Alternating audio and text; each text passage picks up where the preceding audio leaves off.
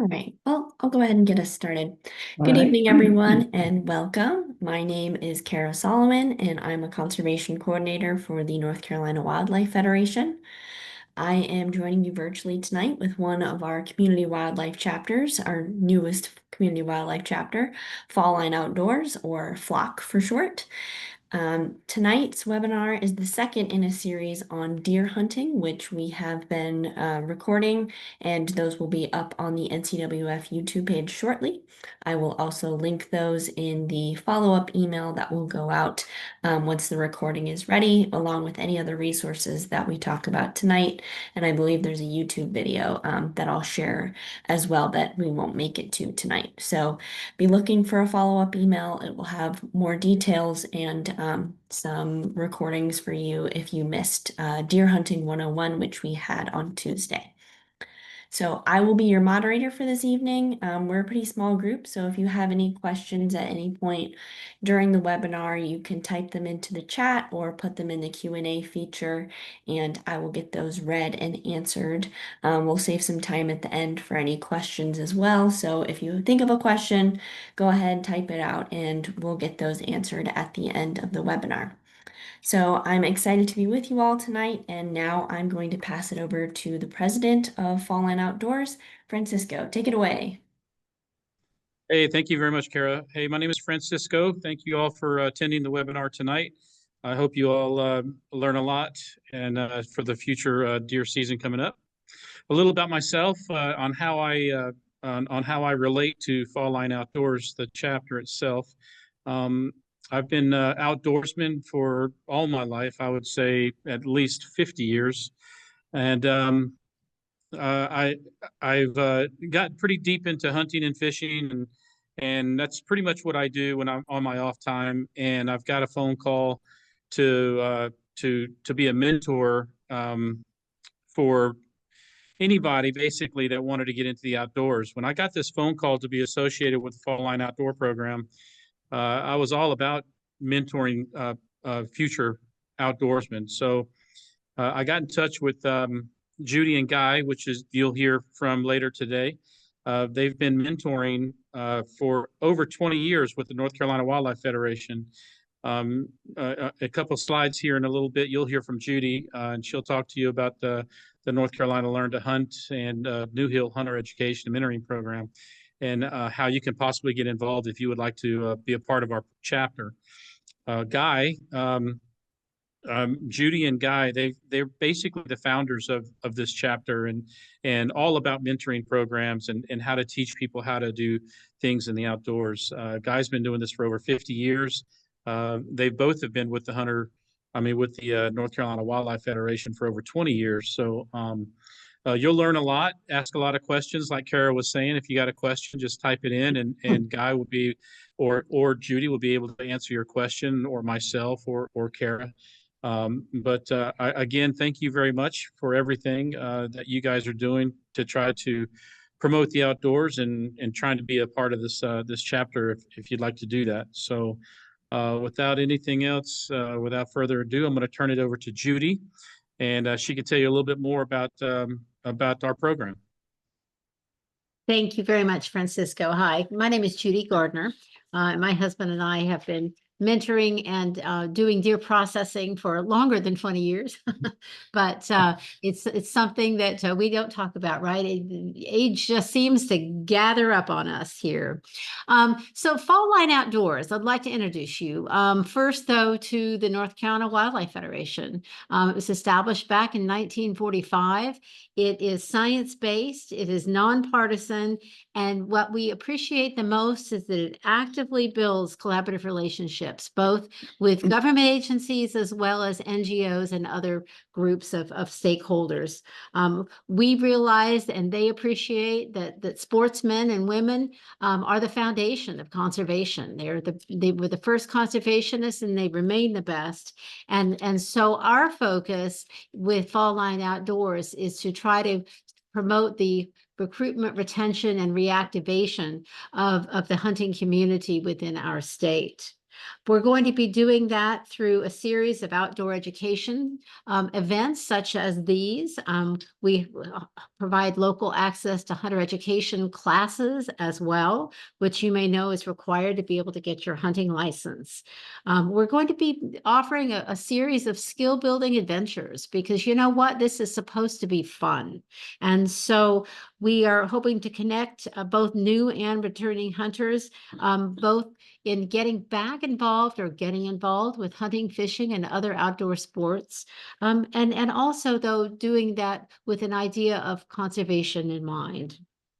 We are got a series of wildlife stewardship programs already ongoing that promote ethical and responsible hunting and fishing practices and support the Wildlife Resources Commission research and conservation initiatives.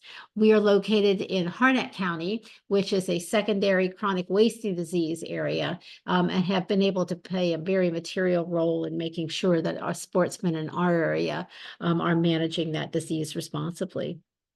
As you can see, our deer program, because we've been at it for so many years, is very well established. But our goal of being able to establish the Fall Line Outdoors is that we can expand our reach. We want to get some freshwater fishing things involved, groups involved. We want to do a feral hog hunt. We've got some waterfowl programs already underway. We're hoping that this interests you and that you would get involved in our chapter. We are all volunteer. We're driven by supporters exactly like you. And we hope that you will get involved by registering on our website, falllineoutdoors.com. That will list all of our flock programs and will let us know that you're interested in being invited as these opportunities come up. If on that website, you will also subscribe, it's on the home page about a third of the way down, you'll be able to be the first to receive the announcements of applications for different programs or different events that might come forward. So please do register and subscribe on Fall Line Outdoors. We have been involved, as we've mentioned, for years with the deer hunting program. And so we have a website that we're going to continue to maintain for that. It's called NCLearnToHunt.com. It's focused primarily on deer hunting at this point. One of the things I wanted to point out to you is that we do have an on-demand webinar series at that site. It's 14 pre-recorded webinars. It's in-depth information on topics that a new hunter needs to know. It's got downloadable links that you can actually take this information off to be able to refer to later, but equally important to be able to share with other new hunters that you may be involved with. Would encourage you to check out nclearntohunt.com for that resource. Our skill building field days is our signature program. What we do here is we offer to adults who are new to hunting and who don't have what we call social support, local friends and family, to teach them how to hunt. We'll take them on a full year program offering multiple full day hands-on skill building events taught by experienced hunters. We match you up with a specific experienced hunter to serve as a mentor to get you ready throughout the season. And then we take you hunting at the end of the year because you're ready.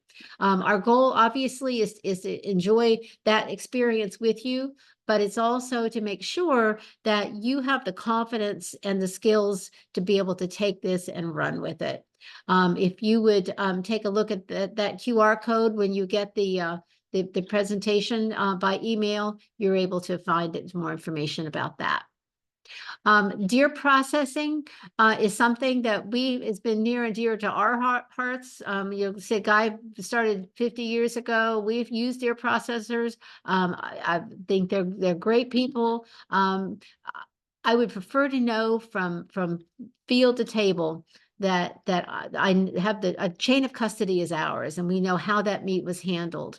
Guy will talk to you a lot about meat quality, and so much of it has to do with how that meat is handled from the time that it's on the ground until the time that it gets in your freezer correctly. We are going to be offering, besides this webinar, one with the North Carolina Wildlife Resources Commission on a webinar format, but we're also offering some hands-on training events.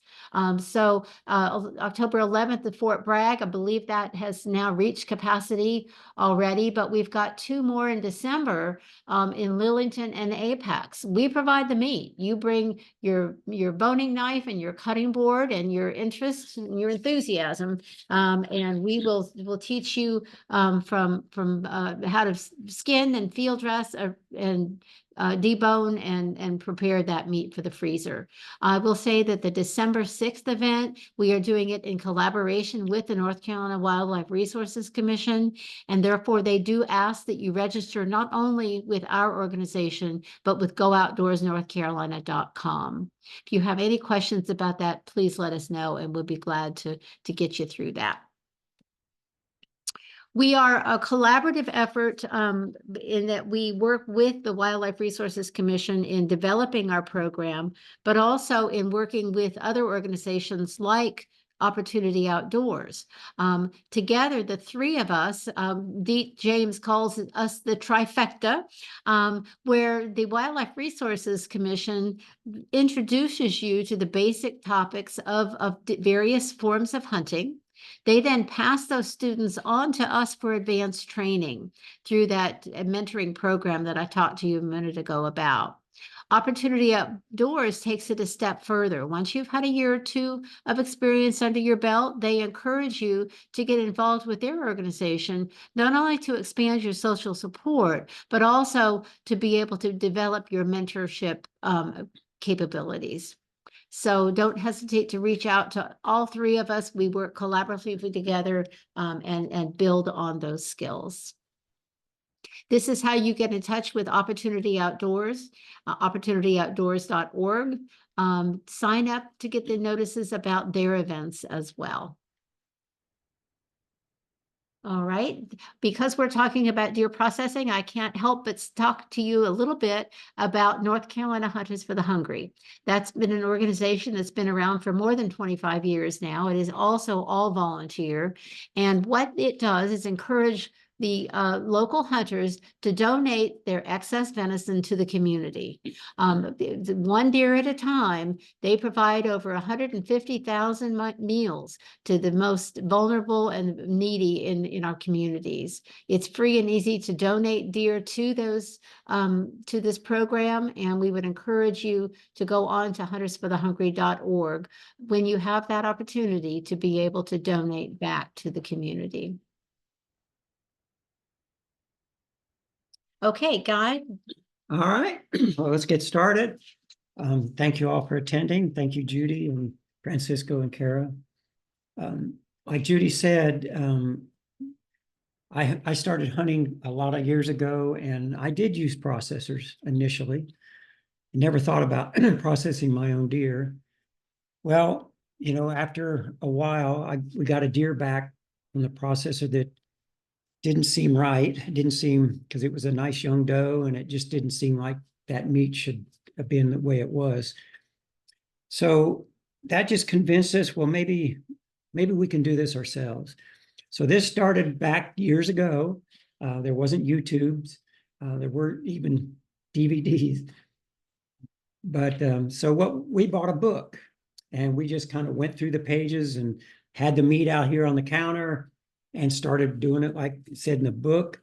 Our first few deer didn't look like the pictures in the book, but it ate just fine. So it didn't take long, and we got things much better. And like this program it says practical deer processing, because we are not professionals. We don't do this for a living. We're all volunteer. We do the deer that we kill each year, and we sometimes help other people as well. And then we teach. So it's something that can be learned by anybody. Now with all the videos out there, the how-tos, it's even easier. But I do warn you, you know, there are some great videos, but some of them, if they're trying to say how quickly they can do something, or they're selling a product, you know, just kind of do your research and make sure it's the right one. Speed is not your friend. especially when you're using sharp knives. So you don't need to be quick. You just need to take your time and enjoy it. So why would we want venison? Well, if you're not familiar, if you're new to hunting and haven't tried venison, it's just a great meat product. So you can see by this that kind of matches beef in many of the ways, but the big one is fat. Look at the percentage of saturated fat compared to beef, significantly less. And then you throw in the thing, there's no hormones, steroids, or antibiotics. So to me, this is like the perfect red meat. One of our guys that was doing this before, he had some heart problems, and his cardiologist even said, hey, if you have access to deer meat, I highly recommend you eat it, because it was beneficial for him with his heart problem. So it is a great meat. We'll talk a little bit about the cooking and about this thing. You'll hear gaminess, and we'll avoid that. So it says game meat need not be gamey, right? Gamey, you hear that all the time. Oh, I don't like deer, it's too gamey. Well, it is a game animal, so it is game meat. But gamey in these cases means not necessarily something good. It's got a strong flavor or something they didn't like about it. But there are things you can do to avoid this stronger flavor. And it's all about how you handle the animal. When you see somebody shoot a deer and they've got it sitting in their truck and it's sun beating down on it for hours at a time while they're showing it to people, that animal may not taste so good, and it may be gamey. So here's some tips on how to keep that from happening. And one is you want to cool it as quickly as you can. And that means field dressing. We'll talk about field dressing in a minute, but that's removing the intestines and all the internal organs so that it releases all that heat. And you'll be amazed when it's cold outside and you open that up, how much steam and heat comes out of that. It also helps remove blood. The blood it helps drain blood from the meat. That's another positive thing. You want to remove the fat. Now, I have talked to people and they said they actually use deer fat in their ground meat. But everything else I've read, I just have not tried it. It's more of a tallow type texture. It's not quite as fat texture. People do make candles. I did see where people make candles and soaps out of the deer fat, but using it in the ground meat is not recommended. We'll also talk a little bit about the silver skin. This is the connective tissue that kind of surrounds muscle.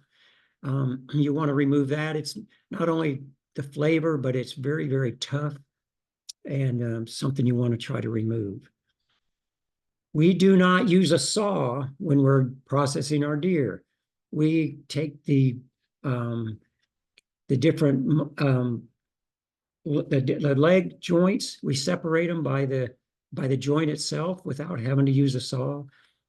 When you're sawing through bone, you're going to get bone fragments from the saw itself. You're going to go through the marrow. You want to try to avoid getting the marrow in there because marrow is a lot of fat and it tends to get rancid a little bit quicker than the muscle tissue. So we never use a bone saw. You want to try to freeze the meat as soon as you can. We were told by somebody that it's important to freeze it first because there are certain parasites that may be in there that the freezing will actually kill. But there'll be a lot of people that, they'll talk about camp meat and they'll shoot a deer. And the first thing they do, they go in there and they maybe cook some of the backstrap or anything. And I'm not saying you can't do that, but anyway, it's recommended that you freeze it first.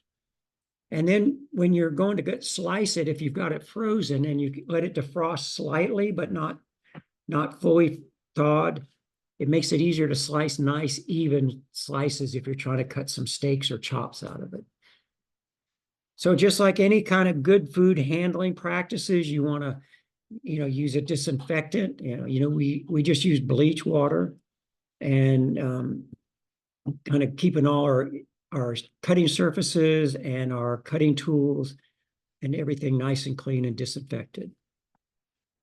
Just like you would do if you're doing a chicken or anything else. All right, before we get down into the meat of things, we want to talk about things you might see as a hunter on deer and as a processor.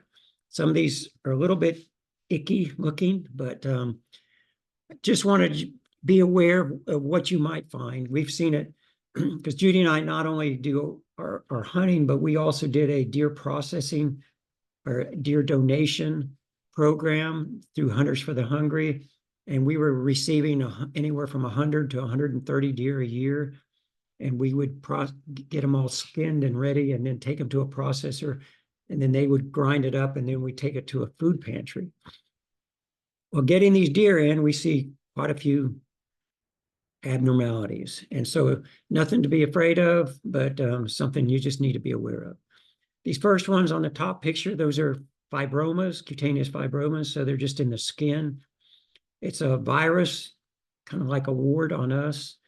Generally see it mostly in the summer. And as the season cools off, they generally fade away. It comes off with the skin, so there's no issue. The only problem can be is if it's severe enough where maybe they can't feed or there's a secondary infection. And so if it gets into something like that where it looks like the animal's underweight or in poor condition, you may not want to consume that. Or if you find there's an infection in there, you need to evaluate that and decide whether you want to consume it or not. The other one is mange. It's a mite. It is seen on deer. It's just on the skin. Doesn't cause any problem for humans, and the meat can be consumed. But you'll just see hair loss is basically all you see. You're going to see on these animals, you're going to see different parasites, external parasites. So one of them is lice, very, very common, especially in the warmer season. But even in the middle of the winter when you're hunting, it's still these parasites will be there. So again, lice, they don't bother humans, but they can be consumed. The deer can be consumed. The other one is deer keds. This is a term Judy and I happen to be listening to some podcast and somebody mentioned keds, and I didn't know what they were talking about. So we had to go look this up because I'd never heard of them, to be honest. And this is my tagline, never stop learning. I'm trying to learn something all the time. So this is another parasite, and apparently it can bite, but it doesn't impact the meat quality. So it's something that there's a picture of it there. And it is kind of interesting because it's got wings that flies. When it finds a host, the wings actually fall off and then it stays on the body. So it has shown up in North Carolina. It used to be more common up north, apparently. So maybe that's why I'd never heard of it. But it doesn't impact the meat. Most people have heard about ticks. You will see the ticks on the deer as well. I've never had a problem with ticks from a deer getting on me, except this year or this past season. For some reason, I had 2 of them that actually bit me. So there's something to keep an eye on. This is something you want to do even if you're outdoors. You want to check for ticks. There are these diseases, Rocky Mountain spotted fever and Lyme disease. Things you got to check about. This alpha gal, we've known a couple people that have contracted that, and it's some kind of a red meat allergies where they can't eat red meat anymore. So that's would be very serious, especially if you like to hunt deer. So just be wary of ticks. They'll come out in the spring. They'll be there. Even if you're just walking in the woods, walking in your yard, you can find them. Just be diligent and be checking out for ticks all the time. So internally, a few things you might see. Liver flukes. These are parasites that get into the liver. They go through the life cycle, and this is part of them. It will get into the liver in big pockets in there, and there will be organisms in there. So you wouldn't want to eat the liver, but the rest of the meat is fine. One of the more common ones we see are these nasal bots. That one shows it in the nose, but a lot of times when you'll see them in the throat, and these are actually larvae that are in there. These are eventually they'll drop out. They don't hurt the deer at all. They drop out and go through their life cycle into adult. So you'll see those every once in a while. Okay, the last 2 that we're not trying to scare you. But this is one, hemal nodes. These are just basically lymph nodes, so they're normal. This is something you'll see. They're just really dark, kind of circular, oval, different shapes and sizes. We've actually had a couple of deer donated because somebody saw them in there and they said, I'm not eating that because I don't know what it is. I said, well, they're just hemal nodes. They won't hurt you. They're just part of this lymphoid system. He said, I'm still not eating them. So anyway, you don't want to be frightened away if you see these dark, real dark, almost black, dark purple nodes in the connective tissue, usually in the intestinal area. The last is an abscess, and this is something that we have seen several of these. It's generally from an injury that the deer gets. You see it in bucks and does. A lot of times the bucks, especially with their antlers, if they're fighting, they will get punctured by another buck, and it will form an infection. Sometimes it gets walled off, and there's pus in there, like this one here. It's walled off, and nothing escapes any place but in that encapsulated area. And so that, from what I was told, again, you have to use your own judgment and maybe research it, is fine as far as the consumption of the meat. However, if it's extensive and it looks like it might be systemic and throughout more parts of the body, then the recommendation would be not to eat it. But again, it's a decision. So these are abscesses, not real common, but you will see them periodically. All right, enough of that. So a little bit about safe meat handling. Again, just like you're doing in your kitchen with beef or chicken or anything, it's things you might want to consider. If you see a deer and you're hunting and it's sick or underweight or acting irregular, you probably should not either. You might want to kill it to get out of its misery, but it's not something you want to consume. If you find one like that, you might want to call the district biologist. There's a phone number there. They're very interested in that. We're not going to talk about chronic wasting disease. Judy briefly mentioned it. It is a disease that's found in deer. We do have it in North Carolina now. Harnett County, which we live in, is a secondary zone. They have surveillance zones that they've been tracking this. Cumberland County, the Fayetteville area there, is the primary. That's where they found it in this area. There's also some up in Wilk County, Surrey County. There's some zones up there. So I'm not going to get into that too much, but this is something, it doesn't contract humans to humans, but it's still something to be a little bit concerned about. So very important to wear latex gloves. I got an infection from doing one time. I got a cut, and I think it was just the bacteria flora that was in the GI tract of the deer gave me an infection. So I got rid of it with antibiotics, but so I didn't used to wear gloves, but I do now. So the other glove over there, you can see the latex or the nitrile glove down below, but up top is a cut resistant glove. When we do our processing programs, it's mandatory that you wear one on your non-cutting hand. It's not cut proof, it's cut resistant. If you work hard enough, you can still cut yourself, but it keeps those little nicks and things that happen more commonly when you're working on an animal like this, keeps those cuts off. So we do, the other good thing about those, they do let you get a better grip. So cut resistant gloves are very, very important. They're not very expensive. You can get them online. Avoid eating the brain, spinal cord, spleen. Those are all lymphoid, except for the brain and spinal cord, the spleen, tonsils, and lymph nodes. Lymphoid tissue, they tend to be where diseases congregate, especially chronic wasting disease. So that's something you want to try to get out of. Now, you will never get all the lymph nodes out. They're scattered all through there, but there's a few larger ones that are pretty easy to get out.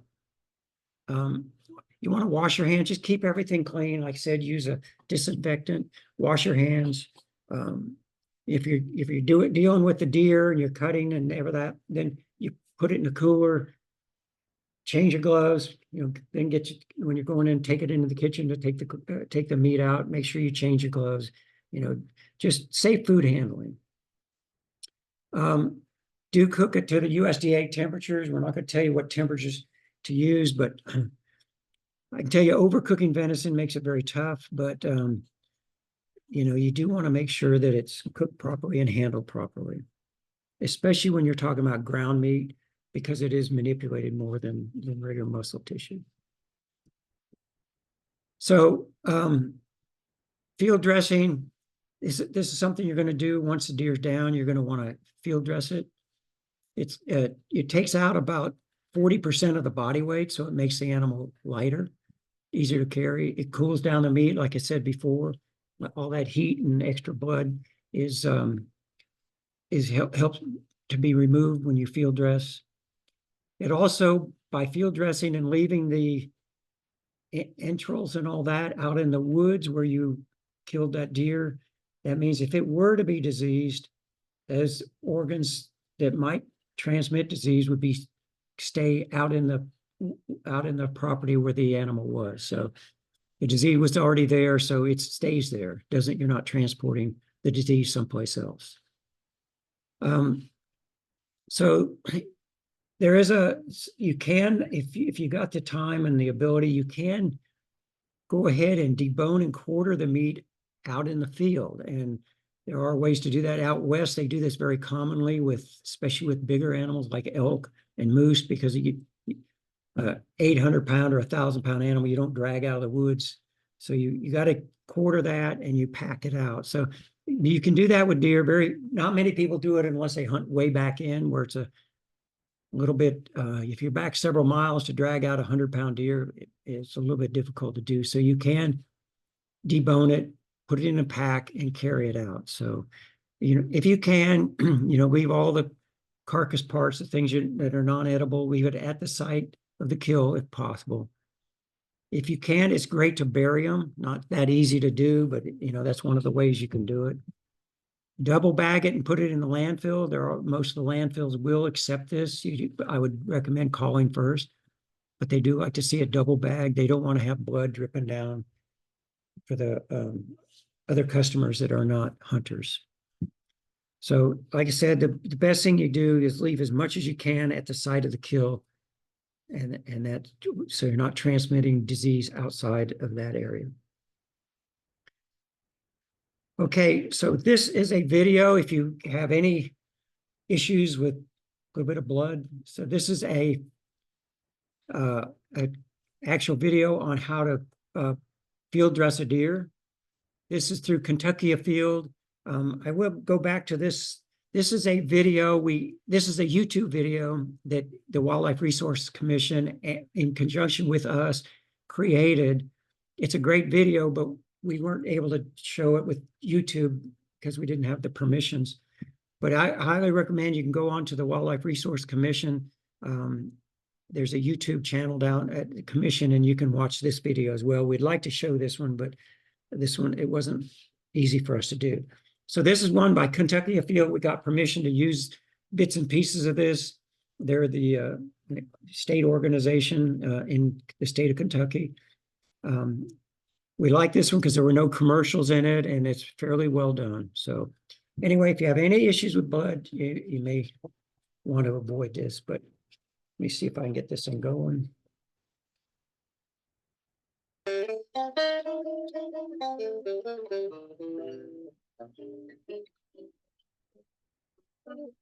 Now that you've got your deer down, the first thing you want to do is you want to start toward the tail of the deer, and you'll find the anus. And what you want to do is trim around that anus. Now you can do this after you have the deer open by splitting the pelvis, but the main thing is to not break the colon or the bladder. And if you do it this way, it'll be a little easier. Just go all the way around the outside of it. And then once you've got it freed up,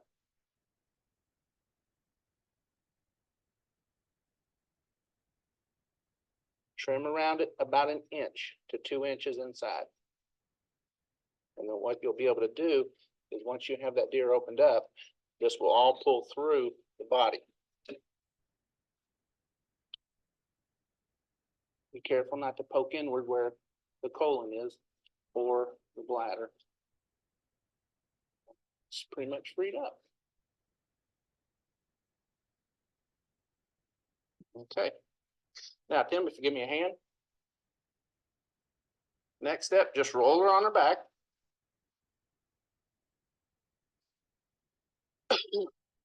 Now you can start from the base or the front.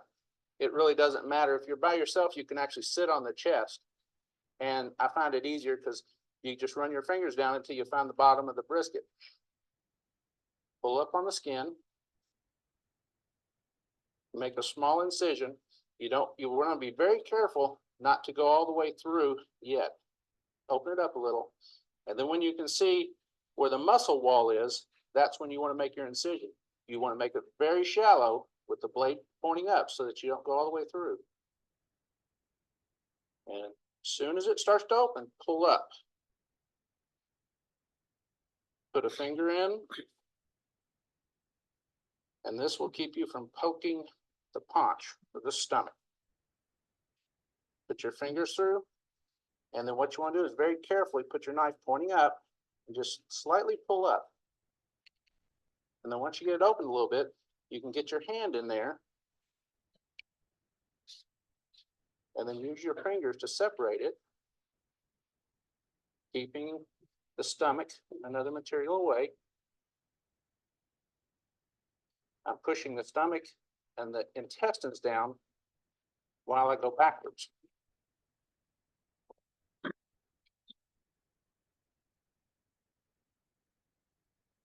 Keep working your way down. Now you get to this area, just go straight on around to the anus. This one was a doe, so she has a milk sac. Just cut straight through. You can go around if it's a buck or whatever you'd like to do. It doesn't matter on this.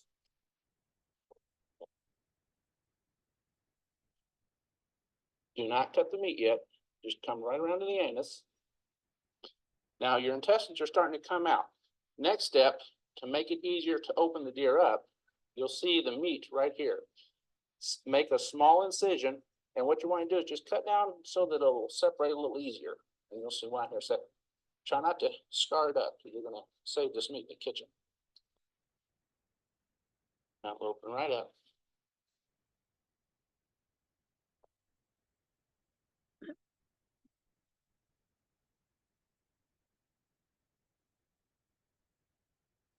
Okay.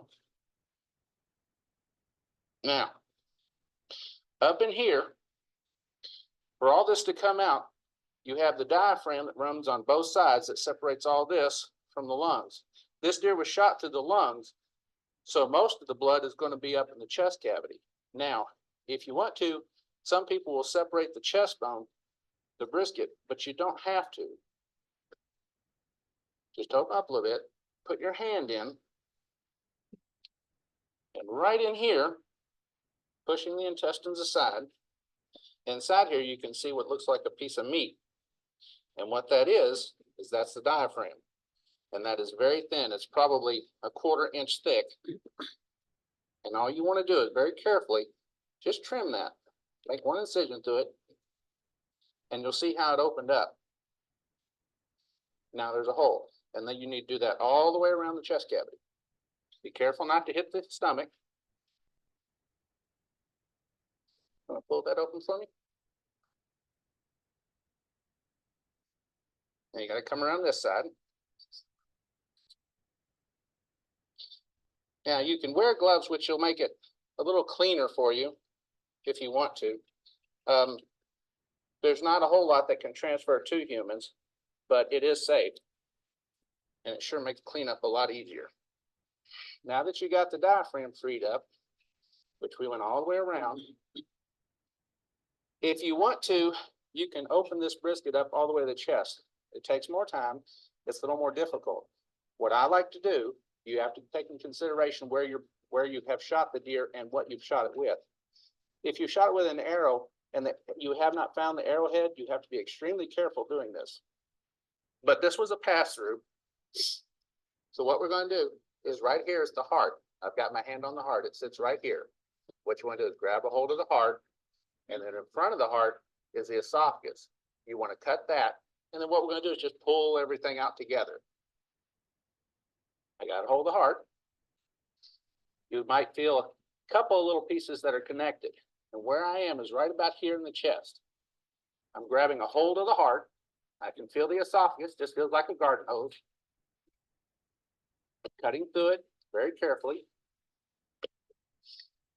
If you take note of how I'm holding my knife, this is why a big knife is not very desirable for doing this. You can hold it with your finger on the back of it, you know where it is. Giving it one good pull, everything will come right out toward you. Now, about halfway through there, you will start to get hung up on bits and pieces. And you can pull, and they usually come out, but I find it better just to trim a little.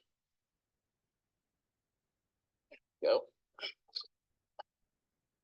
Everything's coming out together. Nice and simple.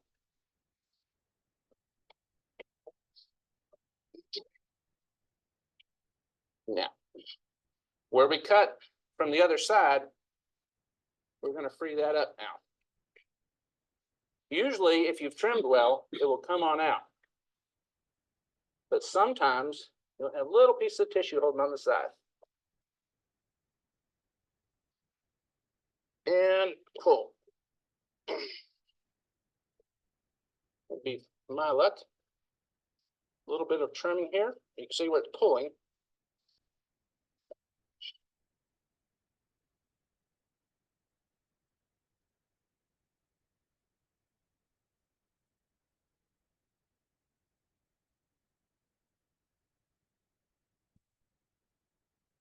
And get everything out together.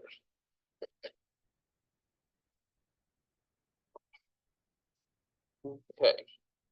Now that we've got everything cleaned out, we need to drain the body cavity.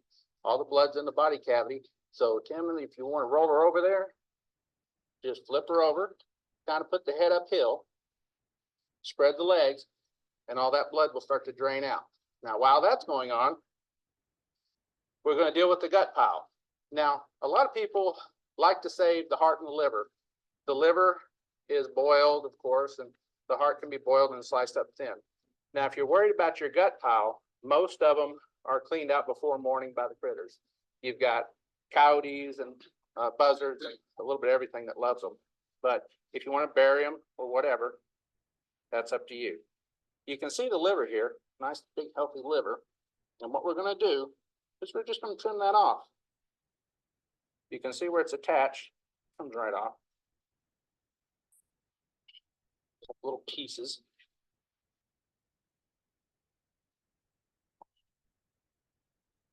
That's one thing we carry a couple of bread bags in our hunting bag for.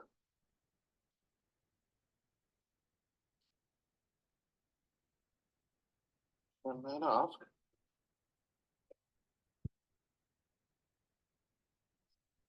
Take that home and you can soak it up.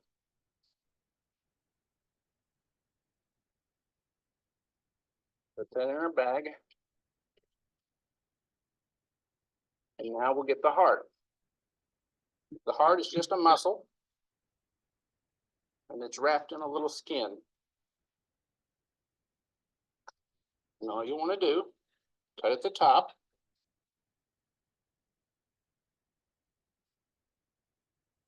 Then find that skin. And it's pretty much, it's already popped out, but there it is, nice and clean. You can boil that up or however you want. And like I said, most times gut piles are gone in a day. If you're worried about it, you can drag them off to the bushes, or you can just, some people will bury them, but they don't seem to hurt a thing. The animals need to eat too.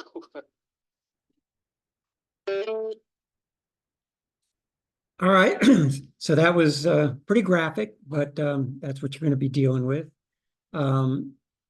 So the field dressing tips, these are just I kind of go over some additional things here. You want to field dress as quickly as you can. Like I said, the sooner the better. Getting rid of all that body heat and cooling down that carcass. That picture on the right of that deer or that knife there, that little hook on there, that's called a gut hook. And that's one way you can field dress and cut down the abdominal cavity without actually hitting the stomach. And that you saw how air filled those stomachs are, and they're pushed right up against the skin, and it's very, very easy to cut those. But this gut hook allows you to kind of cut all the way down there without actually cutting that stomach. So it's a great thing to have if your skinning knife happens to have one. You just want to go slowly. Don't cut yourself. Like he mentioned about the broadheads, it's not just broadheads, but there, it can be rib bones that are sharp. So you want to just make sure you go in there very, very, very gently and very slowly. Like he showed with his knife, want to make sure, because if you're going to reach up into that chest cavity to cut that trachea and esophagus, you just want to make sure you got complete control of that knife and that you are cutting the deer and not yourself. Just mentioned down here about transporting, we're hunters are a small part of the American population, so not everybody likes to see dead deer.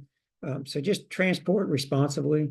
Not only is it the quality of the meat, if you leave it so it doesn't get in the sun and all that, but people don't want to see it necessarily. So just transport responsibly, and keep it away from all the dirt and dust.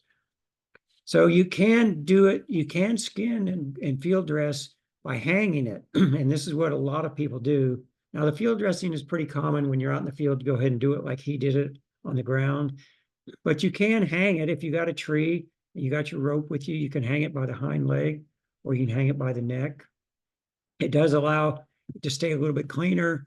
You don't have to worry about dumping the excess blood out, because it'll automatically drain out when you're hanging it up like that. I do like it a little bit, sometimes more, by hanging it by the head, only because the organs come out a little bit easier because the chest cavity is not there to hold them in. So this can be a little bit cleaner, a little bit easier to do, is to hang it while you're skinning and or field dressing. Just kind of everything he said on there, just kind of a review. You're going to cut around that anus. Now, you have to cut, he said, an inch or so, but really that large intestine goes back there pretty far into the pelvis bone. So you really need to, it's helpful to have a fairly long, thinner blade that you can go in there and trim that out so it comes off easier. So other than that, you saw pretty much all that. The diaphragm does go all the way around, and once you cut that and you can get into the chest cavity and remove the heart and lung, that diaphragm is going to be holding it down there at the bottom, and you're going to have to just remove that as well. And then, like you did, kind of pull the organs out as you trim. All right, so that was field dressing. Again, generally try to do that as soon as you can. Now, skinning it's just not very difficult once you've seen it a couple times and done it. The fresher the deer, the easier that skin comes off. Once it's been hanging for a while, it tends to adhere a little bit more to the muscle, but it's still not that difficult. As you're skinning, you want to try to remove anything that was damaged, like where the bullet or the arrow hit. There's going to be a lot of hemorrhaging where the muscle gets up into the muscle tissue and behind the muscle tissue. So you're going to want to cut that out. That's one of the things that can cause a little bit of issue with the flavor. He did do this. You want to keep your knife blade, the edge pointing outward. You cut less hair follicles with the knife pointing that way versus cutting into the hide.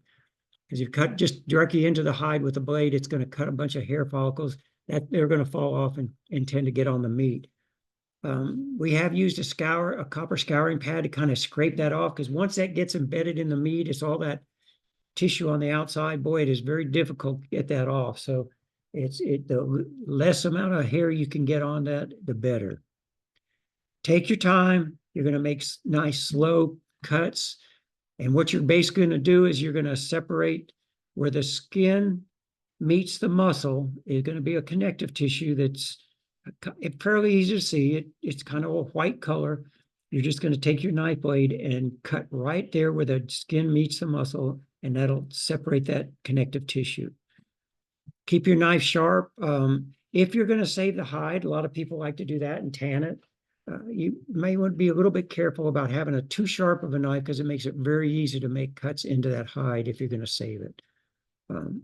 There is a thing, this very bottom picture, you can go onto YouTube and things, and you can actually pull the hide off with a truck or a four-wheeler by tying it on with a rope. This does work because I actually did this the first couple of years we were doing our deer donation. We actually had to skin the deer before we took it to the processor.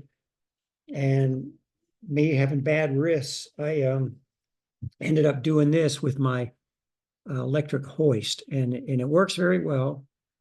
So it's another option if you don't want to use your knife and skin the whole deer out by yourself.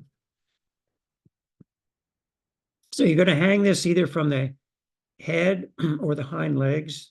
It doesn't matter, it's your preference. So either way, if you say you're going to hang it from the hind legs, you're first going to cut all the way around the legs like you see in that top picture. Because what you're going to do is you're just going to peel that skin off. So once you've cut all the way around, then you're going to make a cut from the inside of the leg to the incision you made to do the field dressing. And from there, you're just going to start pulling and cutting. You're going to pull the skin away from the muscle and cut with your knife where the muscle and the skin join. And you'll see, once you've done this a couple times or even once, you'll see, well, this isn't that difficult. It's just a matter of getting this practice in and doing it. So once you get it around the legs and come down the body, you can just start pulling. A lot of this will just pull off without even using a knife. So you just pull and cut and trim. And you can see on that bottom picture, they started there and it's partway down. Then you have to cut the tailbone. There's a joint. These are still part of their vertebrae in there. You can cut in between there is cartilage with your knife without having to use a saw, and you can separate that tail. And then you just keep working on down. And the area from the chest to the hind legs, from the hind legs to the chest, that pulls off very easily. And once you get into the chest area and the neck, it gets a little bit more firmly attached. So you're going to have to use your knife a little bit more.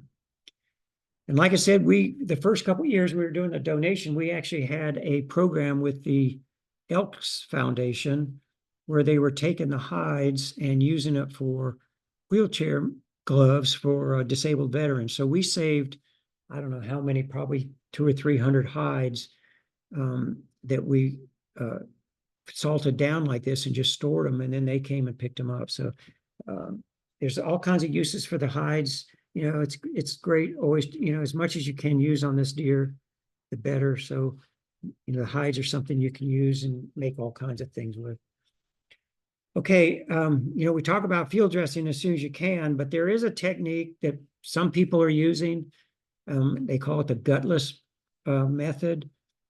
And basically what you're doing is you're skinning, but you're not skinning down the stomach area. You're going to skin off to the side and pull the skin away, even all the way around and off the body without actually opening up the stomach and the intestine and the chest cavity.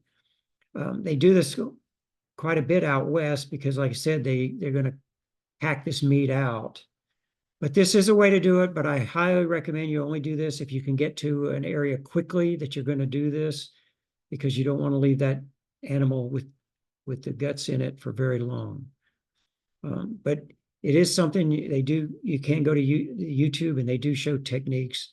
Once it's removed, you can then go ahead and once the skin is removed, you can go ahead and debone it, quarter it or debone it on the carcass. We'll show the deboning here in a minute. So it can be done. Again, dispose of that carcass in a responsible way.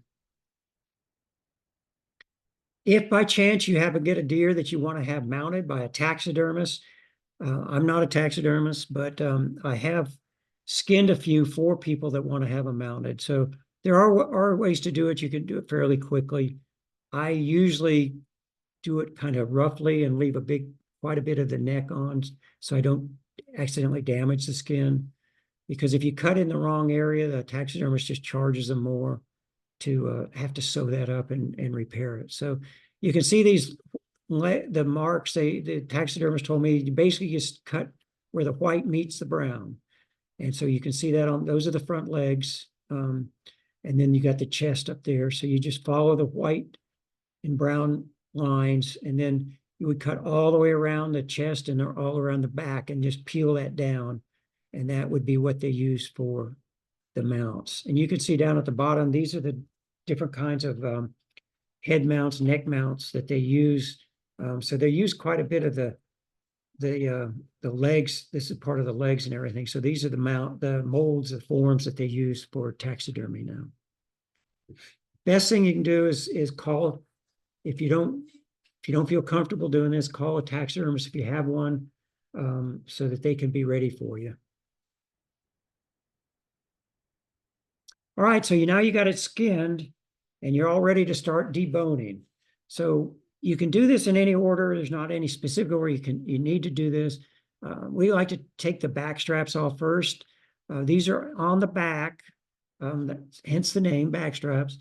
They're on both sides of the spine, and they're attached to the vertebrae there. So basically what you do is you make a cut all the way down the vertebrae. You can see this line right down here. You make a cut on each side.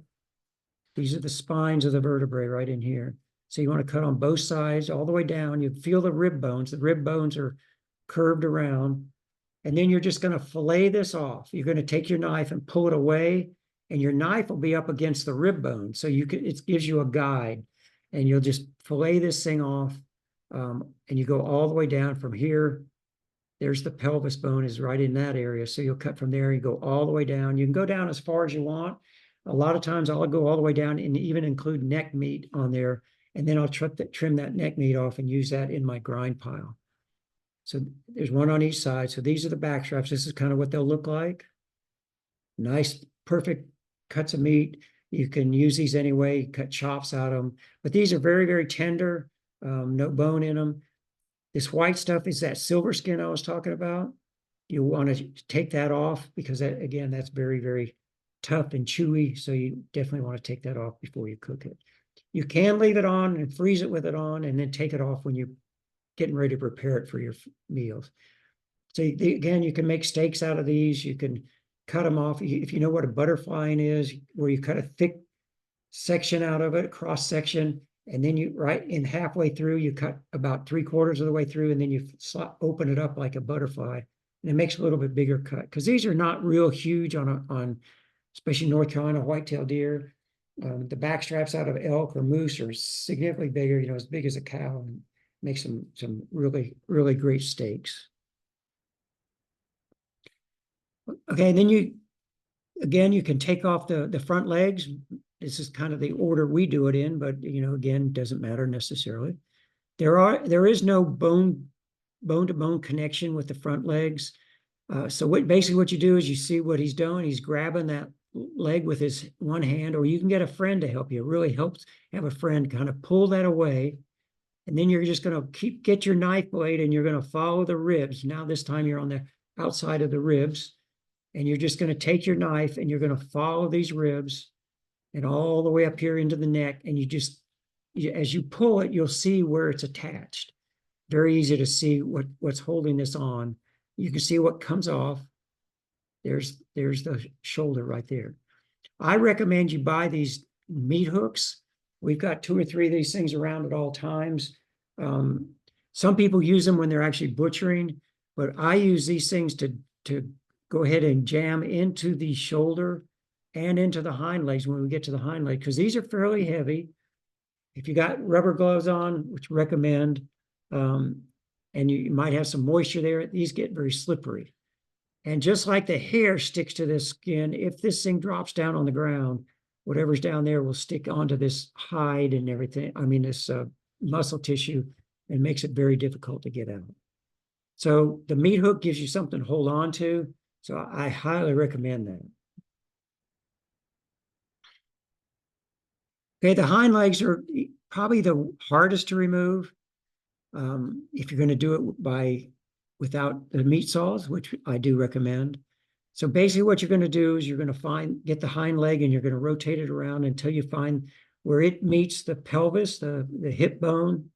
And you're just going to start following the hip bone with your knife. And it's a little bit hard to visualize on this, but there's a lot of good YouTubes that show, or a processing class will actually go through and you'll work on that. So you just got to follow that. So you're taking that whole hind leg off. This is the pelvis or the hip bone right here. And what you have is a ball and socket joint with the femur here and the hip bone. And right there is a tendon or ligament that holds this together. And so you have to get this out so you can get your knife and cut that, because that's pretty tough. It's pretty hard to pull. It's a tough connection there. So that's basically what you're going to do. You're going to cut that all the way off, cut that tendon and ligament there, and it'll be free. Again, highly recommend the meat hook, because this is the heaviest part. And this has got the bulk of your meat, so you're going to definitely want to keep this from falling down. The other thing you want to get is the tenderloins. Now, this is the inside. Okay, your intestines were all in here. This is the inside on your vertebrae. And so this is a very small muscle. It's attached it right there inside. So you're basically going to fillet this off as well. It comes off just like the back strap, except it's much smaller. And you'll just fillet this off. It's a very, very tender piece of meat, but it's rather small. I do recommend, if this deer was gut shot or you happen to cut the stomach or intestines while you're field dressing, you might want to rethink about saving this, because it may come in contact with that. I'm not saying you can't wash it off, but we generally discard that. You hate to do it. It's, like I said, it's a very tender meat, but it is small, and it's sometimes a little bit hard to figure out how to cook that. But anyway, I do avoid using that if it's got stomach content or intestinal content on it. So then what you're going to want to do is all this rib meat, you can see in between the ribs, there's meat here. You start trimming all this off. You want to get as much meat off of this as you can. This all goes into my grinding pile. So anything that's got good meat to it, not a lot of tendon and ligaments and fat on, goes into my grinding pile. And ground meat is something, especially when Judy and I had younger kids, and we had to come home, get dinners quickly. We ate a lot of venison. And mostly what we ate was ground, because didn't have time to cook roasts and steaks and everything when you're getting kids ready for bed and school.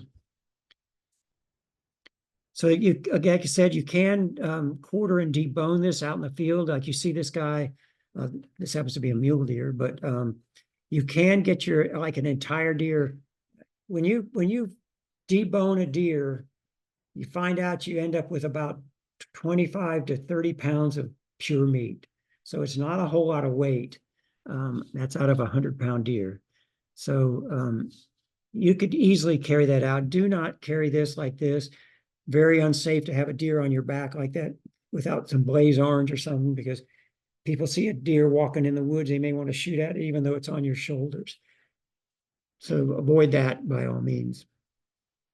But you can do this out in the field, and there are videos that shows you how to do it, but you can, skin it out, use the skin as a rug, or bring a tarp with you, lay this out, debone it.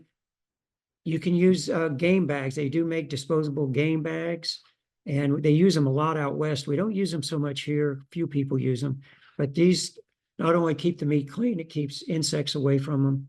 So you can put them in these game bags and put them in your pack like this and carry them out. And this is something, especially if you hunt, say even in our mountains where you might go back, 4, 5, 6 miles, trying to drag a full deer out, that far is very, very difficult.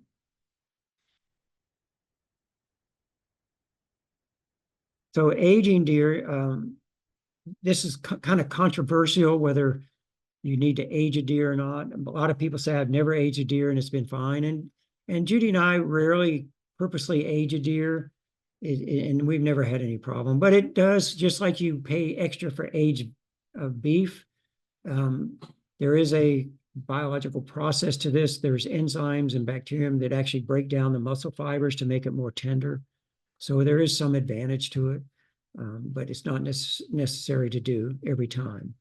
So if to age it, if you have a walk-in cooler or some kind of a cooler where you can hang this, we recommend unskinned, but I've seen some of these professionals that do it after they're skinned. It does dry out the surface layer, but so at one time I tried that. I ended up having to try to peel all that dried layer off, but apparently that's edible, but I just didn't like the looks of it, so I peeled it all off, and it took forever. So we always do it when we're hanging them. We use it, we unskinned. The tenderloins that I talked to before, because they're in the open now, because it's been field dressed, I either remove those and we go ahead and clean them up and freeze them, or you can put like plastic wrap over them so that it doesn't dehydrate. What it does, it dries out if you're hanging them for several days. So you don't want that to happen. So best thing to do is to take them out and go ahead and clean those and take care of them before you hang it for aging. And you want to maintain a temperature. You don't want to freeze, but they recommend below 40 degrees. So someplace between 34, 38 degrees is a great temperature to do that. What we did for years, we've got a reach-in cooler now that we got when we did our donation program, and we use that now. But what I did for years and years was I used an ice chest. So what I did is I just quartered it out, didn't debone it fully. You can do it that you can debone it if you want, but I just quartered it out, and I put it in an ice chest, and I layered the ice. I put ice down on the bottom, put some meat, ice, meat, ice, meat. And then I kept it in the cooler in a shady spot, and I tilted the cooler so that the drain hole was down. And I opened up the drain hole because I wanted that melt water to run off and out. I didn't want it to stay on the meat. So it was fairly easy to do. And I kept it in there for several days, up to a week. We only did that because we couldn't get to it. This was mainly when I was working, and some nights we just didn't have the time to do the processing. So we would keep it on the ice chest. You got to keep it in the shade. You got to keep checking it for ice. Check to make sure that drain hole is free, because I did have one case where a chunk of meat plugged it up and water got in there and it made the meat kind of soft, and I had to discard that. Now I've heard of people soaking the meat in water, so it's another possibility. I'm not saying not to, but the meat that I had was soaked in that water was something I didn't want to eat. You can use a refrigerator, again, maintaining the temperature. Obviously, you wouldn't want to have deer hanging up in there when you got food that's, you're probably going to cook later, or it's no cooked food. So generally, people who use refrigerators use a dedicated refrigerator that's used just for cooling the meat down. So how long do you want to age it? That's a big controversy there, because like I said, some people don't age it, but I've heard of people that age it up to 10 days. A lot of what you'll hear is it depends on the deer. If it's a nice young deer, a doe, then you may not need to age it at all, or you may only need to age it for a day or two because the meat's already fairly tender. You get an older buck that's, been running around a lot, the muscle may be a little bit tougher, and that could be that you want to age that a little bit longer. All right, so now you're ready to do the actual butchering. Again, you're just going to basically remove major muscle groups, and then everything else gets cut out for sausage and hamburger. All right, so here's some of the tools you need. It can be very, very basic tools, really just a knife. Recommend gloves, and that again, there's a cut-resistant glove there. This thing here is a sharpening steel. That helps keep your knife sharp without having to go to a grinding stone or something. If you want ground meat, you're going to need some kind of grinder. got the electric grinders, or you can use the manual. We use a number 32 manual for a lot of years. And then when our kids left, because they used to all help, when the kids left, we bought an electric grinder, and they're still mad at us for doing that because they had to use the hand grinder. But the hand grinder worked fine. We still got it, and we just don't use it. We bought a nice big electric grinder. And this is a mixer. If you do a lot of hamburger you want to mix with fat, we bought one of these because they had it on sale. It's not necessary. You can mix it with hand in a big bowl, but this thing actually mixes the fat and the ground fat and the ground meat together. And then you got a cuber. We don't do that, but these makes the cube steaks. And then you've got a stuffer. You can make sausage. Most of these grinders, even the hand grinders or the electric grinders, come with sausage stuffing tubes that fit on the end, so that you can actually stuff casing if you want to make case sausage. So you're going to need a nice, good work surface. It's good to have a good big cutting board. You're going to need some freezer paper or something that you're going to store it in the freezer. We use a vacuum sealer now. We used to use freezer paper. My son uses plastic wrap first, and then he puts freezer paper over that. You're going to need something to mark it with. I always mark definitely the date so that you can, use the oldest meat first. And then you want to put the cut of meat that was in there. Some people like to put whether it's a doe or buck, whatever information you want to put on that outside is great.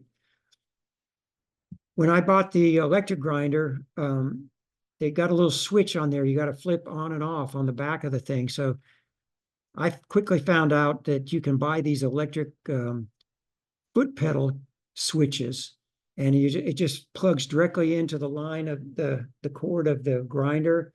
It goes on the floor, and when you push your foot down on it, it turns the thing on. It keeps the grinder so much cleaner. You don't get this meat and stuff all over your grinder. But it's a great little thing, not terribly expensive, and well worth doing. Again, like I said, the meat mixer and the cube steak thing and the sausage stuffer.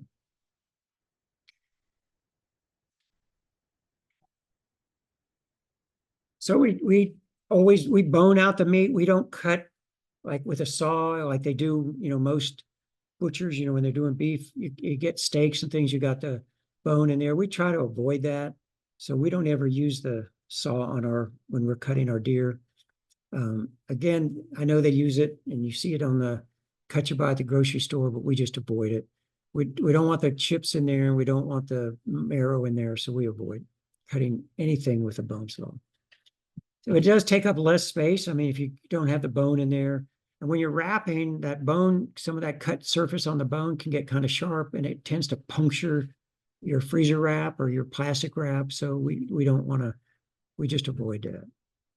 And then it does allow you, while you're deboning that, you get your main cuts of meat off there.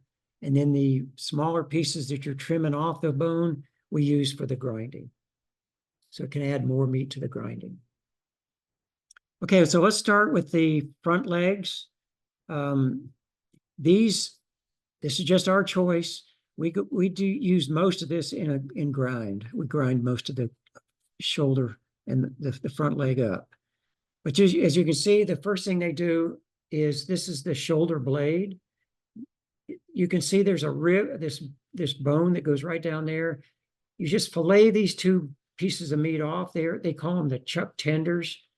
And they're not very big, but you fillet those off. And then you got what would be the arm right here.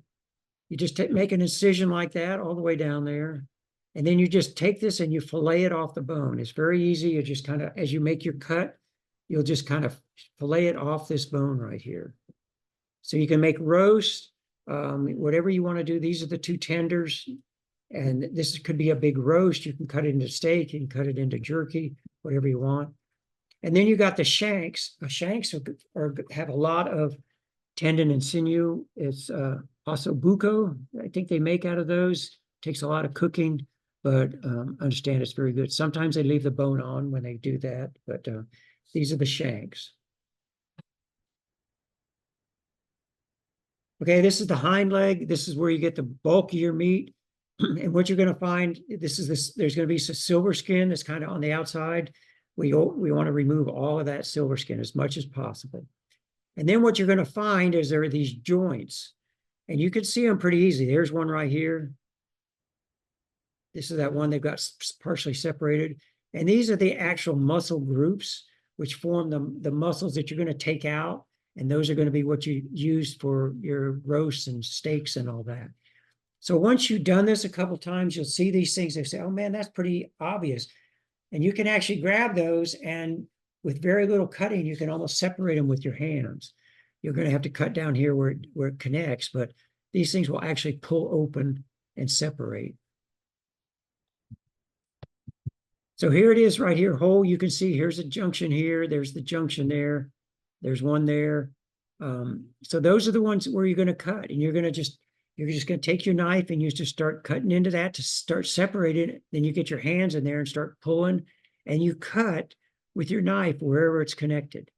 And then you just cut all the way around, and you can set it free. And this is what Judy and I, when we first started doing, ours didn't look quite like these. They looked a little bit different, but they worked out fine. So you got the sirloin tip, and you got the rounds. You got the eye at the top and the bottom rounds, and then you got the rump roast. And then you get, this one's got a shank as well. And you do the same with the shank on that, whatever you want to use. So again, the shank is a little bit tougher, but all kinds of uses for it. Cutting steaks, generally want to cut the steaks against the grain. So you'll cut them any way you want to. All those can be made into roast, left into roast. Can make it into steaks. It can be made into chops of different kinds. Whatever you want to use it for. Beef, stew meat, just all kinds of things you can use them. So this is another way you can do the leg. I've tried this one time. I ended up not liking it. What you do is you take the hind leg and you just make a cross section all the way across all those muscle groups. And you can actually see these muscle groups. And what happens is you can do that, and then it just slides off the bone. But what it is, these muscle groups are somewhat independent, just like you can separate them with your hands. These don't stay together real well once you get them off. So you kind of have to hold them together. But the advantage of this, it makes it for a larger steak. It's always worth a try, something different. So your venison cuts, your tenderloin, it's going to be small. You kind of do what you want to do with that. It's hard to make steaks or chops out of that because it is so small. Generally, the steaks I cut against the grain. We got the backstrap. It makes the smaller ones. You can do the butterfly. Sirloin and sirloin tips, they make excellent steaks, or you can make roast out of those. In the top and the bottom rounds. These are all good for the roast. You can use virtually any of these for the roast, including the shoulder. Same thing with jerky. If you want to make jerky, we'll talk about that in a second. Any of these meats can be used, any of these cuts can be used for jerky. So how are you going to preserve it? Most people freeze it. So we do that again below 0 degrees. It'll stay for up to a year. You can either use the freezer wrap. The whole idea here is to keep it as tight and get as much of the air out of that as you can. The air is what causes the freezer burn. So you want to avoid that. That's why we use the vacuum bags. You got a vacuum sealer that sucks all the air out of it, and it tends to last a little bit longer. But again, do the labeling. You can see how they did that. Label it with the cut of meat and at least the cut of meat and the date. And then people, you can meat. We were going to try that this year, but we just didn't do it.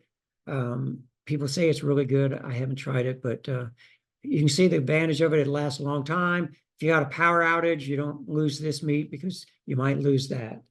So jerky is pretty popular. We've made it a few times. Don't make it a lot.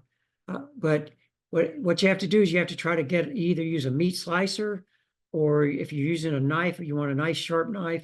And this is where it helps to have this thing partially frozen, because you can cut this thing nice and thin. The key here is to try to get it as consistent thickness as possible. So as it dehydrates at the same time throughout the all the pieces the same time. So depending on your dehydrator, we've even done this in the oven. I think we put it at like 200 degrees and left it in there on the racks with some trays underneath to catch the juices. And you just leave it in there for, up to 24 hours, depending on what consistency, what texture you like. All kinds of seasonings for it. You can get hot and spicy or sweet. They do recommend, just as part of the USDA, and you get this up to a temperature of 160 degrees. That's the safe temperature for, keeping the bacterial levels down. A lot of people think that you can keep this out on the shelf, but everything I've read said you need to keep this refrigerated if you're not using, or frozen, and just you only eat what's you've taken out for that. Ground venison is what we use a lot of, and we still do. We grind up a lot of our meat. Like I said, the front legs, most of that is ground up. All the neck meat and all the trimmings between the ribs and everything is ground. Now the neck meat, some people use that as a roast. There's just all kinds of possibilities there. But we do try to remove as much fat and silver skin as we can before we do the grinding. Especially that silver skin, it will get caught in between your blade and the plate there, and it kind of stops the cutting process. And sometimes you have to disassemble it and clean that out. So the more you can get that out, the cleaner, the better. And then again, the grinding, you use it for whatever you want. We mix fat with it. Generally, we put, 20%, 30% fat, and you can use whatever you want. If you can find a butcher shop that most of them don't give away fat anymore, they sell it. But if you can get that, just go to try some of these butcher shops and see if they sell the fat for that. A lot of them are used to hunters coming in asking for it. We used to use ground sausage. You used to be able to buy this real cheap ground sausage in the 1 pound tubes. The cheaper, the better, because it had a little bit more fat in it. The advantage we had with that, it had flavoring, so you might get sage or hot or mild or different things. So it kind of added a little bit of flavor to the ground meat besides just the meat itself. So a lot of possibilities there. But a lot of it, if we're going to make hamburgers or we're going to make meatloaf or meatballs or something like that, you want it to stick together. So that's when we add the fat. But we always keep some of it with no fat in there, because if we're going to make chili or spaghetti, lasagna, something like that, that doesn't need to stay together, we don't need the extra fat, so we don't put it in there. And we label it on the package. You put all the other label and you say no fat or something like that. And so what we've done too with hamburgers, we found this very helpful, is we'll go ahead and grind and season it. We pre-season it. We do this with meatloaf and meatballs. We pre-season it in the ground meat, and before it's cooked. And then we'll make the patties. We'll actually form the patties, put them on cookie sheets, and then freeze them. And then when they're frozen, we take them out and you put them in bags so that when you take the hamburgers out, they separate very easily. You could do that. We do that with meatloaf. We pre-make them and pre-season them and then freeze them whole, and then they're just ready to cook. So the electric grinder, again, it makes it much, much simpler. The manual grinder works. It just takes a little bit longer. If you like sausage, we're not a big sausage eater, so we don't. It's basically ground.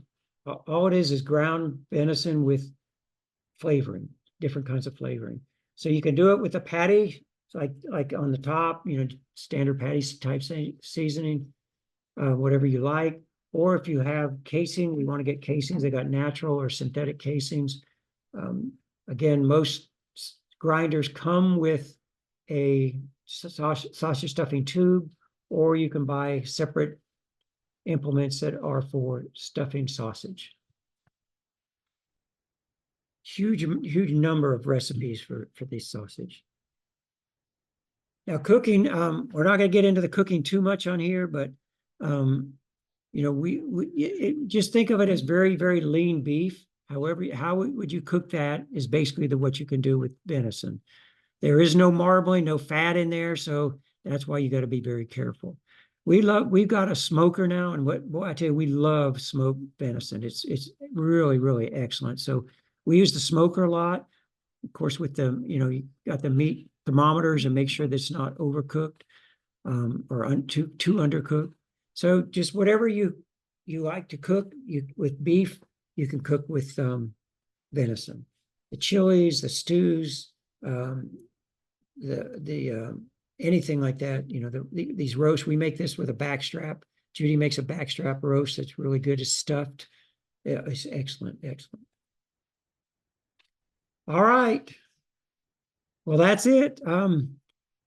So what we'll do is, these are just, we kind of went through these. These are the processing class that's up.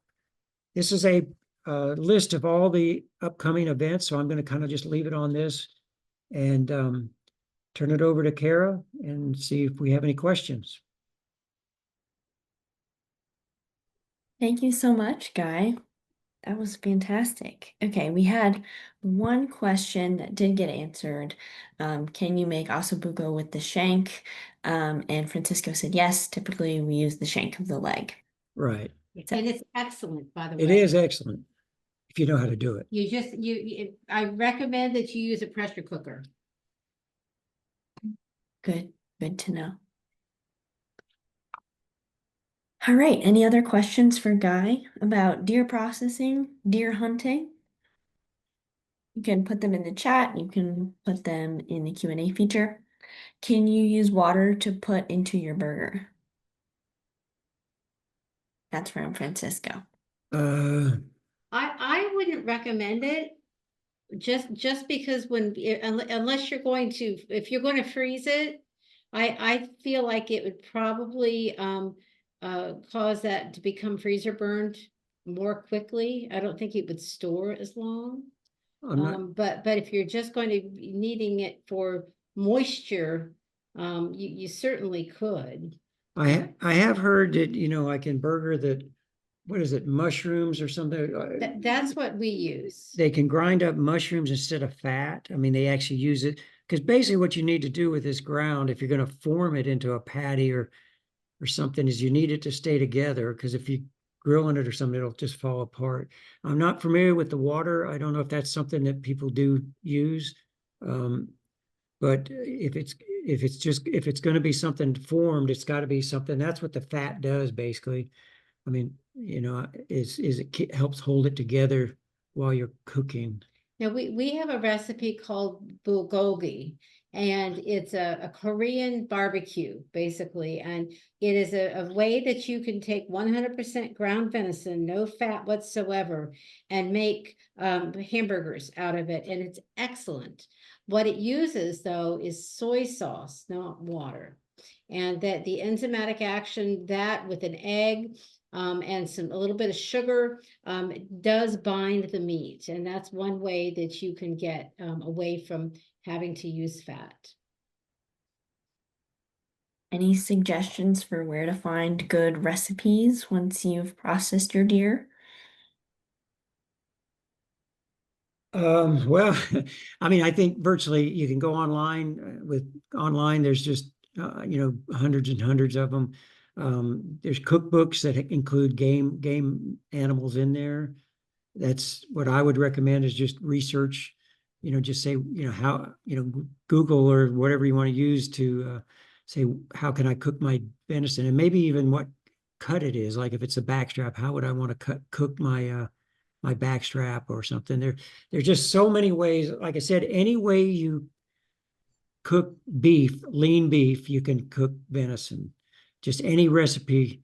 I don't know if there's anything that's an exception. I'm not sure, but we're not cooks. We're not fancy cooks. We kind of pretty basic with it. Guy, let's wait a minute. Let's back up here. Guy is not a cook, okay? On the other hand, I love cooking, and I've got lots of venison recipes. And what I will do, Kara, is send you our favorite ones. How about that, to pass on? Okay. To get you guys started, but explore, right? You truly can use it in place of beef. think of the old cut called London broil. It had very little marbling in it. You had to be really careful or it got really tough. So that, you just have to be careful. The USDA talks about processed meat and you want to cook it to 160 degrees. As long as you don't manipulate it a lot, and if in fact you have used good hygiene and meat handling practices, you do not have to cook it to 160 degrees. I never cook it for more than 145. And we've lived for 50 years and we've never had a stomach problem. So, you have to know that meat was handled well. And that was one of the advantages of being able to process your own. Yeah, pure meat is pretty sterile, and Yeah. it's the handling that causes the problem, or the puncturing or the cutting or something. So, I hate to say that only because, we like the venison fairly rare. So you're not cooking it to 160 degrees. But again, How do you like it? yeah, how do you like, do you like to, if you were to cook a good steak, how would you cook that? And you kind of do the same thing. Because when you look, I hate to think that, when you look at processors, if you've been into a place where they process or slaughterhouse or things like that, I mean, you're far more hygienic in your home than they do when they're doing hundreds of animals a day, so it's very, very safe, and like I said, we do not overcook. And that's when you hear somebody say, "Oh, it's tough, I hate venison," I bet you 99% of the time it's because it was overcooked. And I got a question about how many knives would you recommend having? A fillet knife or two, one with the gut hook? How many knives do you recommend having? You can never have too many knives, but well, you can. I mean, for it depends on what you're talking. If you're talking about field dressing, they make a couple options. You can buy a knife like that picture had with a gut hook. It's got kind of a curved blade. That makes it, the curved blade works kind of well for skinning and field dressing. The gut hook for field dressing. Now, for the butchering and everything, just that curved. We use a good curved boning knife. Different lengths blade depending on what you like. But they do make for the whole process, they do make these knife sets. So it's a skinning, a field dressing, a skinning, and then one that you can use for actually butchering if you wanted to. So the for years, for my general use, for the field use, for the gutting and everything, I had a 3-bladed, it was called a Leatherman pocket knife, folding thing. And I used that for years. And then my daughter gave me a gut hook knife like that one. It's a Gerber with folding blade. Now that's the only one I use because my daughter gave it to me. So we use that strictly for the skinning and quartering, but you want to disinfect it after skinning. Once you skin it, you want to disinfect. It's best to use probably another knife. Then you do your quartering, put it in the cooler or wherever you're going to put it. Then you'll get another knife to do your butchering. So, you could, if that's answers the question, it all depends. You could do it with one knife if you want to, and just disinfecting between steps. But for our butchering, we use the boning knife. I think it's a 7-inch boning knife. Yeah, I typically use a gut hook knife to use for skinning and gutting the deer, and then any kind of knife that feels good in my hand I will use to debone all the meat off the bone and then start butchering with that. So, I mean, good sharp knife, you can't go wrong with a good sharp knife. Yeah, and I'll go to a knife show or something to find a good knife, and I'll buy one. And now it's my favorite knife for a while. But I would add that quality in knives does count. It does matter. Because it gets dull really quickly. And while maybe a dull blade is great for skinning, you don't want to use it for anything else. So having a sharp knife is going to make your job a lot easier. It's going to save your wrists. And one thing I don't recommend, I'm not I don't endorse this or anything, but there's one group, the Bearded Butchers. Yep. They have well, they sell spices and all, so they are selling things, but they do have some couple videos on deer, all the way from skinning, I think it goes from field dressing to butchering. They're professional butchers. They are really good. I just like their attitude about things. But they are really good about that. Now they will try to sell you knives and stuff, but that is one that I do have watched a lot of their videos, and I do like the Bearded Butchers. And while we are not professional butchers, our processes follow theirs, so Yeah. you're not far off. And so while we're talking about the butchering, do you suggest freezing whole muscle groups and then processing when you're ready to use, or just go ahead and process it how you want? You can do it both ways. We generally process it while we're butchering it. So if we want to cut some steaks out of, say, the sirloin, we'll go ahead and cut the steaks and wrap those up and label them as such.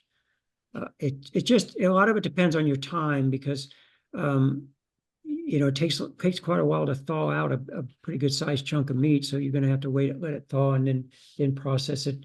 But we generally process ours fully while we're doing it, and then freeze it individual.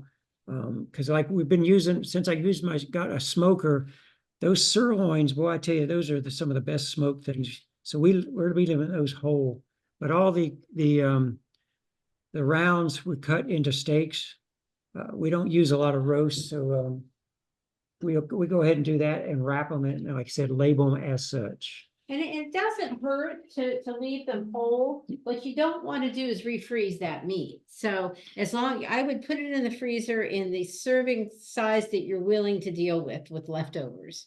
Okay, so taking a whole shoulder, for example, and throwing it in the freezer.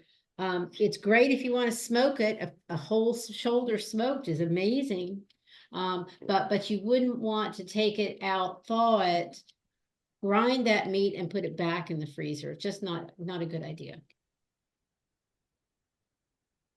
About cleanliness, you talked about using the bleach solution to disinfect during the butchering process. How often do you use the bleach solution while you're butchering, and do you rinse your equipment with water after you use the bleach solution? Basically, I mean, if we're doing our butchering, like we do our butchering in our kitchen, and so we don't, as long as it's already ordered or deboned, we don't disinfect during that process, because we're doing the same meat, unless we're to drop it. I think it was 10-minute contact time. Yes. In the bleach, so you can't just dip it in there and leave it and take it out. It's got to disinfect it. It's got to have a contact time of about 10 minutes. So what we'll do is, once we're finished butchering, then we put all our implements in a bleach solution, leave it in there for at least 10 minutes. Then we drain that and we take it out. We wash it with soap and water and rinse it off, because bleach is a little bit caustic, and it can, certain metals, it can cause some corrosion. So we don't want to leave it in there and leave it on there. So we go ahead and then take it out of the bleach solution, wash it with soap and water, just like you'd wash your regular dishes, or you could put it in your dishwasher if you want. And then dry it and store it that way. But really, you're going to focus on disinfecting between steps, right? So if you field dress, you either use a different knife or you disinfect it before you use that knife to skin. After you skin, you disinfect before, or use a different knife before you debone. You would use a different knife probably because you're now inside, to actually take that meat off of the bones. So just don't, the deer have got the same gut bacteria we do. Sort of. Right, kind of. So what you don't want to do is to spread that what is healthy gut bacteria into your food, because it can cause it can grow, and that's not anything that we want. So safe food practices you use with chicken or poultry or turkey or anything else. Just use common sense and be clean. I mean, just like if you're cutting a chicken up and then you're going to cut up a head of lettuce, hopefully you wouldn't use the same knife to do both, without disinfecting. And so that's kind of like, you got to think about it that way, is all these steps have a chance to transfer something. So you want to avoid that by using another knife or disinfecting. Awesome. Well, thank you so much. There aren't any more questions. I really appreciate it. Okay. And I'd like to make one comment here. Please. We added some slides this time with all the different ticks and lice and all that kind of thing. And here's why. Through all the deer donation projects that we've done, we've had so many hunters turn their meat in because they thought there was something wrong. Our point in showing you all of those slides is that, yes, these are things you're going to find on deer, but unless there's a systemic infection, there's not a lot that's going to hurt you as to eat. And so that meat is edible, and that was our point. Yeah. Okay, so know that they're there. Don't get turned off by it. Without it's a tick, you need to just get rid of the stuff. If it is a tick, be aware, and make sure that if you get bit, you let your doctor know. Even those things, with the exception of the food allergy, is easily resolved if you deal with it soon. Okay. So, well, lots of comments thanking you for your time. So thank you so much again. We really appreciate it, and we will get this recording up on our YouTube page soon. All right. Well, thank you, everybody. Yeah, thank you all. Have a great rest of your evening.